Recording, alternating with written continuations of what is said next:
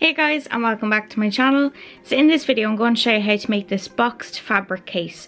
So I made this so that I could store all of my crochet hooks and my bits and bobs in it, but you could use it for so many different things, like a pencil case, a makeup bag. Possibilities are endless. So you can make this in different lengths, different widths, using the same technique. So if you want to see how I made this little case, just keep watching. So to start, you're going to want to cut out a main fabric and a lining the same size. So I went with 8 inches wide and 13 inches in length, but you can choose your own length and width. So then what you're going to do is you're going to also cut out an interfacing the same measurements. I decided to put in interfacing on both the lining and the main fabric. This is just going to give it that extra bit of stiffness. So when you're ironing on the interfacing, just make sure that the shiny glue side is facing the back of your fabric. And for this one I used in non-woven interfacing.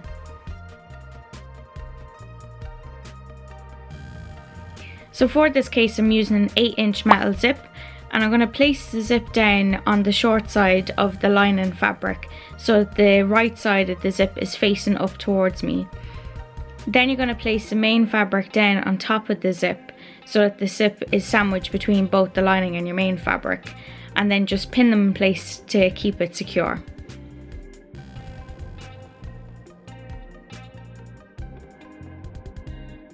So now, using a zipper foot, I'm going to sew the zip to the fabric.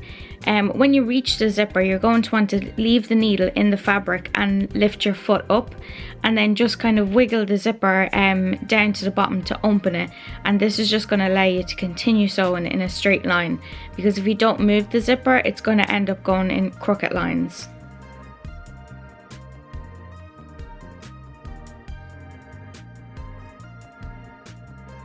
So once it's sewn in place, you're going to want to iron the seams flat, because you're going to go back in now and do a top stitch along the edge of your seam, and this is just going to give it a really nice finish. And you can do this with your zipper foot still on.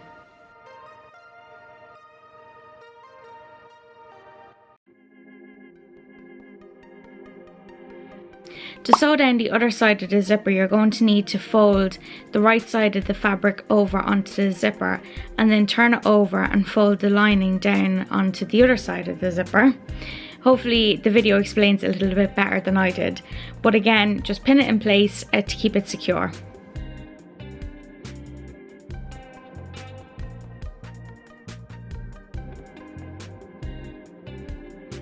So go ahead and sew it as you did the first time, moving the zipper when you need to. This side can be a little bit more tricky, but just keep going and you'll get there.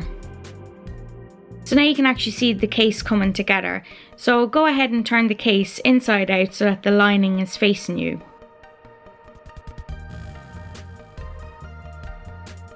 Again, iron the seams flat, and then you're going to go back in to do your top stitching.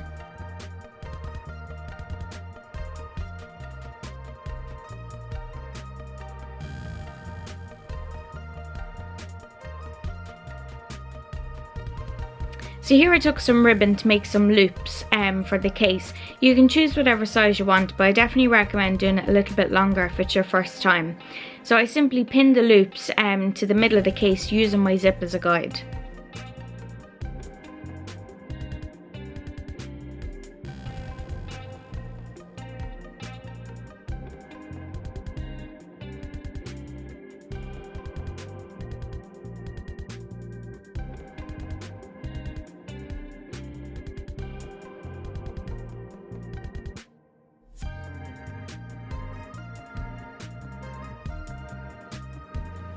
So now you need to sew the sides closed using 1 centimeter seam allowance.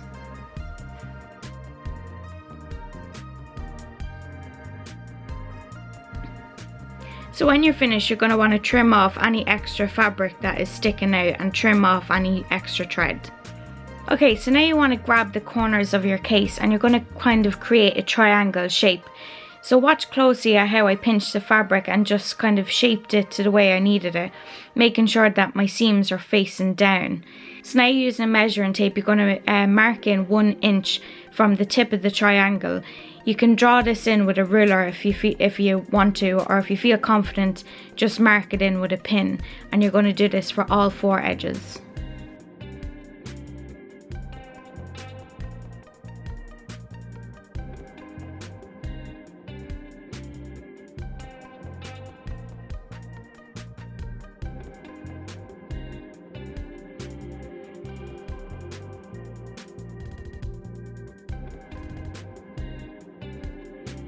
Okay, so when you're sewing it, you just simply want to do a straight line across the marked points, and this is going to create that boxed shape for the case.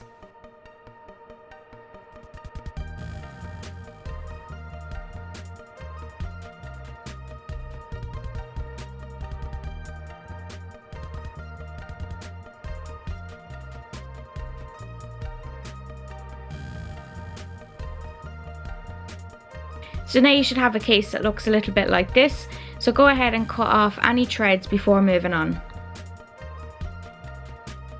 So now you need to cut off the triangle section, and I'm using pinking shears to do this because it just leaves it a little bit neater.